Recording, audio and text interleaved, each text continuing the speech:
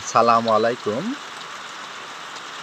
আজকে বৃষ্টির ৬ষ্ঠতম দিন, মানে ৬ নম্বরতম দিন। তো আমাদের রাজশাহী সদরে এখনও বৃষ্টি চলমান প্রক্রিয়াতে আছে। দেখুন বৃষ্টির গতিবেগটি কতটা বোঝা যাচ্ছে। এতটা পরিমাণ বৃষ্টি হচ্ছে আর চলমান প্রক্রিয়াতে বৃষ্টি হচ্ছে। তো এই বৃষ্টিটি যে শুরু হয়েছে নিম্নচাপ আবহাওয়ার কারণে, তো এতে থামার কোনো আসলে লক্ষণ এখন পর্যন্ত দেখা যাচ্ছে না। গতকালকে কিছুটা সময় হচ্ছে সূর্য উদয় হয়েছিল, সূর্য দেখতে পাওয়া গেছিল। কিন্তু এখন পর্যন্ত হচ্ছে আবার হচ্ছে সূর্য উদয়ের পরে গতকালকে আবারও বৃষ্টি শুরু হয়ে যায়। তো গতকালকে বৃষ্টির গতিটা হচ্ছে আস্তে হয়েছে, গুঁড়ি গুঁড়ি বৃষ্টি হয়েছে কিছু কিছু জায়গায় বা কিছু কিছু সময়, মাঝে মাঝে আবার অফ হয়ে গেছিলো। তো আজকে সকাল থেকেই বৃষ্টি কয়েক ধাপে শুরু হয়ে গেছে এবং কয়েক ধাপে বৃষ্টিটি চলছে। তো দেখুন বৃষ্টির গতিবেগটি কতটা প্রেশার। তো এই বৃষ্টির কারণে যেই হচ্ছে পুকুরগুলান, নদী নালা, খাল বিলে পানি কম ছিল ওইগুলো এখন পরিপূর্ণ পানি হয়ে গেছে। কিছু কিছু জায়গায় পানি জমে গেছে, ওই সব জায়গাগুলোতে এখন কোনো ব্যাংকও দেখছি রাতে বা হচ্ছে দিনেও ডাকাডাকি শুরু করছে। তো এই যে বৃষ্টিটি ঘটছে এটা নিম্নচাপের বৃষ্টি। তো এই বৃষ্টিটি ঘটার কারণে হচ্ছে আমাদের ফসলের জন্য তো উপকার হচ্ছে, সেটা ঠিক আছে। তবে হচ্ছে আমাদের সাধারণ মানুষ যারা কর্মস্থলে যায় বা বিভিন্ন ব্যবসা প্রতিষ্ঠানে যায়, সেই কর্মসংস্থানের যে জায়গাটি সেটি আসলে এখন আর হচ্ছে বোঝা যাচ্ছে না।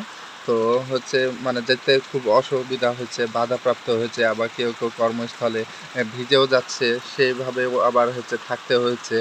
এভাবেই আসলে অসুস্থ হয়ে যাচ্ছে সবাই আমরা। অনেকেই হচ্ছে এই আবহাওয়ার কারণে হচ্ছে অসুস্থ হয়ে যাচ্ছে, বিশেষ করে ছোট মানুষ, বৃদ্ধ মানুষরা অসুস্থ হয়ে যাচ্ছে।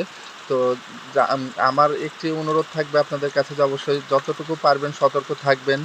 বৃষ্টির পানিতে অবশ্যই কম ভিজার চেষ্টা করবেন, যাতে বৃষ্টির পানিটি গায়ে না আসে বা হচ্ছে ভিজে না যান। আর ভিজে যদি যান তাহলে অবশ্যই চেষ্টা করবেন যে ভিজা কাপড়-চোপড় অবশ্যই আপনারা সরিয়ে ফেলতে, খুব তাড়াতাড়ি যাতে হচ্ছে শুকনো কাপড় ব্যবহার করতে পারেন, এরকম কাজটি করবেন। আর যেহেতু বৃষ্টিটি হচ্ছে, তো আমাদের অ্যান্টিবায়োটিক শরীরের জন্য হচ্ছে ভিটামিন সি যুক্ত খাবারটি অবশ্যই খাইতে হবে। ভিটামিন সি যুক্ত যদি খাবারটি খাওয়া যায় তাহলে পরে হচ্ছে অসুস্থ থেকে একটু সুস্থতা থাকা যাবে। আর আরেকটি বিষয় যে হচ্ছে আমাদের হচ্ছে নার্সারি প্রকল্পের কাজেও অনেকটা বাধাপ্রাপ্ত হয়েছে এই বৃষ্টিটির কারণে। অনেকে আমরা যে শ্রম দিব সেরকমভাবে আসলে পরিবেশটি পাচ্ছি কম। তো পরিবেশটি পাওয়ার কম কারণেই হচ্ছে দেখুন বৃষ্টিটি কী পরিমাণ হয়েছে, জমে গেছে পানি। অল্প কিছুক্ষণের মাঝে পানি হওয়াতেই, বৃষ্টির পানি হওয়াতেই হচ্ছে পানি কিছু কিছু জায়গায় জমে যাচ্ছে। আবার কিছু কিছু জায়গাতে দেখছি যে হচ্ছে পানিটি যেখানে হচ্ছে বাধাপ্রাপ্ত হচ্ছে না সেখানে ক্লিয়ার হয়ে যাচ্ছে, নিষ্কাশন হয়ে যাচ্ছে। তো হচ্ছে এই আমাদের গাছগুলো একটু পুরাতন গাছগুলো হেলদি হচ্ছে।